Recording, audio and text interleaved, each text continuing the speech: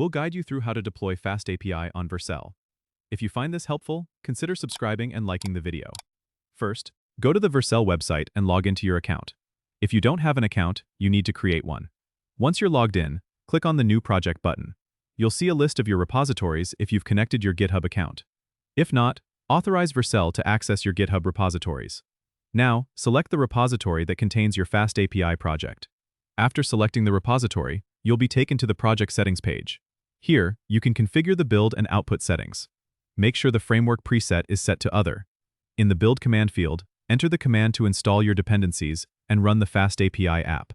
This is usually something like pip install mainnet.r requirements.txt and uvicorn app.main vanix. Replace app.main with the path to your Fast API app module. Then, specify the output directory as the root since Fast API doesn't generate static files. Now, head to the Environment Variables section. Here, you can add any environment variables your app might need, like database URLs or API keys. Click Add after entering each one. After you've set everything up, click Deploy at the bottom of the page. Vercel will now build and deploy your Fast API app, which might take a few minutes. Once it's done, you'll get a live URL to access your app.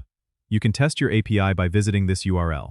If everything works, congratulations, your Fast API app is live on Vercel. If you encounter any issues, check the build logs for errors and adjust your settings as needed. Don't forget to subscribe and comment if this helped you out.